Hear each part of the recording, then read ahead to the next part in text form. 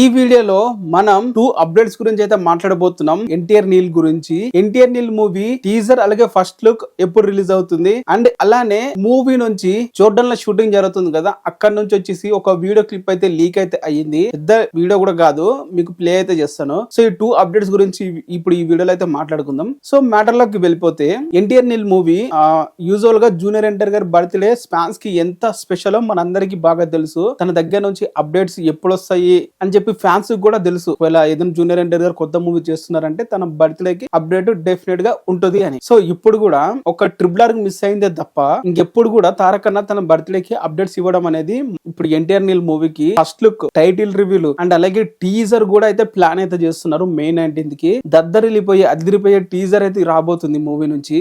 Already ఈ trailer, ఈ teaser అంటే మూవీకి సంబంధించిన ప్రీ లుక్ అనేది ఎప్పుడో వార్ 2 కు ముందే రావాలి. బట్ వార్ 2 మూవీ రిలీజ్ అవుతున్న సందర్భంగా అప్పుడైతే పోస్ట్ పోన్ అయితే చేశారు. సో ఫైనల్ గా ఇంకా అవుట్పుట్ ఏదో కొడితే ఈ బాక్స్ ఆఫీస్ బగ్దలు అయిపోవాలి, ఆ రేంజ్ లో ఉండాలి అవుట్పుట్ అని మైండ్ లో పెట్టుకొని వాళ్ళైతే మే 19th మనకైతే సర్ప్రైజ్ అయితే ఇవ్వబోతున్నారు టీజర్ తో. అలాగే ఫస్ట్ లుక్ అలాగే టైటిల్ రివీల్ 3 అయితే ఉండబోతున్నాయి. అండ్ ఇప్పుడు వచ్చేసి సెకండ్ జోర్డన్ లో షూటింగ్ జరుగుతుంది కదా, మూవీకి సంబంధించిన one of the action choreographer ఒక వీడియో అయితే పోస్ట్ అయితే చేశాడు. అంటే ఇక్కడ జోర్డన్ లో ఉన్న లొకేషన్స్ లో షూటింగ్ ది మీకు వీడియో పక్కన ప్లే చేస్తాను చూడండి.